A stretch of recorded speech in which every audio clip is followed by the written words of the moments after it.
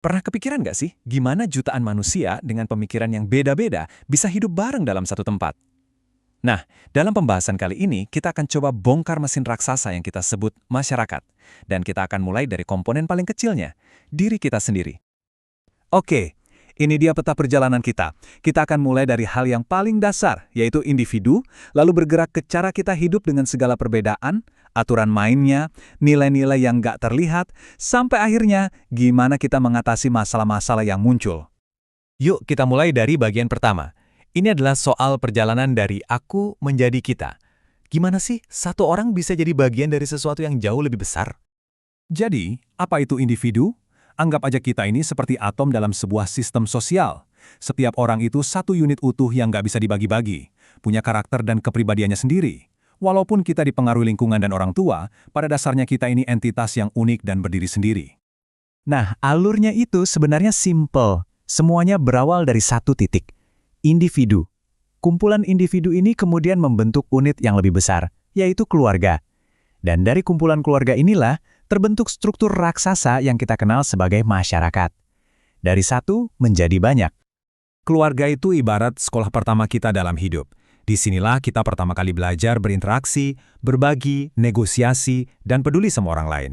Bisa dibilang fondasi cara kita bersosialisasi di dunia luar itu dibangun di dalam keluarga. Yang menarik, cara sebuah keluarga menarik garis keturunan itu bisa beda-beda di tiap budaya. Ada yang patrilineal, di mana garis keturunan itu ditarik dari pihak ayah. Tapi ada juga yang matrilineal, di mana garis ibu yang jadi patokannya, seperti yang ada di beberapa suku di Indonesia. Oke, dari keluarga, kita naik lagi ke skala yang paling besar, masyarakat. Ini bukan sekedar kerumunan orang ya. Masyarakat itu adalah sebuah sistem yang kompleks, di mana jutaan individu dan keluarga saling terhubung. Mereka punya budaya, tradisi, dan aturan main yang sama, yang terus berkembang dari waktu ke waktu. Sekarang kita masuk ke dunia nyata.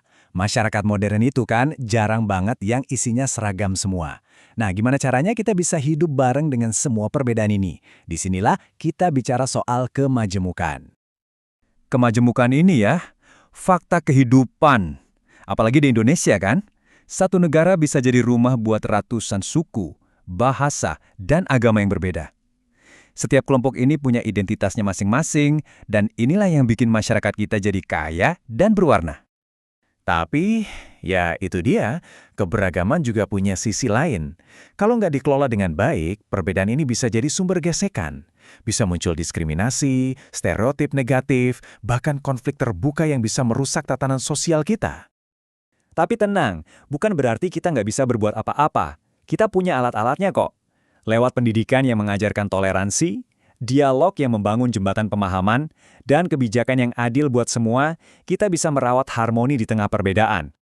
Nah, pertanyaannya, gimana caranya biar semua orang diperlakukan adil di tengah semua perbedaan ini? Jawabannya ada di aturan main yang kita sepakati bersama. Yuk kita lihat kerangka keadilan ini. Pondasi paling dasarnya ya, hak asasi manusia atau HAM. Ini adalah hak-hak yang nempel di diri kita sejak lahir. Nggak peduli kita siapa atau dari mana. HAM ini ibarat perisai yang melindungi martabat kita sebagai manusia.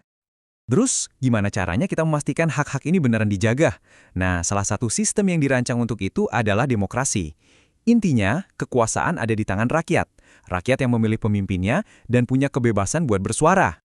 Kuncinya itu, kita harus lihat ketiganya ini sebagai satu paket yang nggak bisa dipisahin. Anggap aja kayak kursi berkaki tiga. Ada hak asasi manusia, ada demokrasi, dan ada penegakan hukum. Kalau salah satu kakinya patah, ya seluruh sistemnya bisa ambruk. Oke, kalau hukum tadi itu ibarat kerangka kasarnya, sekarang kita bahas sistem operasinya. Sesuatu yang nggak terlihat tapi kuat banget membentuk cara kita berpikir dan bertindak, yaitu budaya dan nilai. Alurnya tuh begini, coba kita lihat.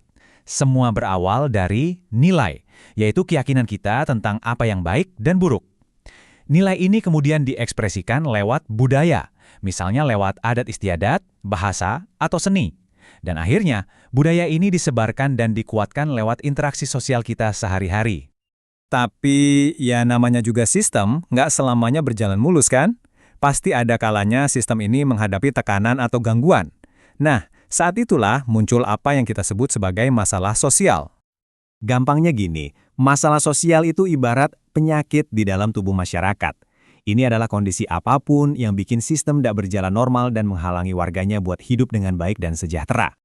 Kemiskinan, kriminalitas, ketidakadilan sosial, ini semua bukan cuma masalah personal satu dua orang. Ini tuh gejala loh, gejala dari adanya retakan yang lebih dalam di pondasi masyarakat kita. Dan yang perlu kita tahu, masalah sosial itu jarang banget punya satu penyebab. Akarnya seringkali rumit dan saling terkait.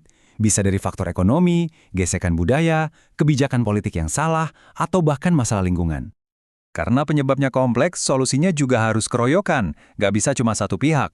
Pemerintah harus bikin kebijakan yang pro-rakyat, masyarakatnya sendiri harus saling dukung dan gotong royong, dan aparat penegak hukum harus memastikan keadilan berjalan. Nah, jadi lengkap sudah perjalanan kita. Kita mulai dari satu unit terkecil, yaitu individu, dan kita lihat gimana individu ini terhubung dalam jaringan yang sangat kompleks, membentuk keluarga, budaya, hukum, sampai akhirnya menjadi masyarakat tempat kita hidup sekarang. Dan ini membawa kita ke satu pertanyaan terakhir yang paling penting. Dan ini untuk Anda renungkan.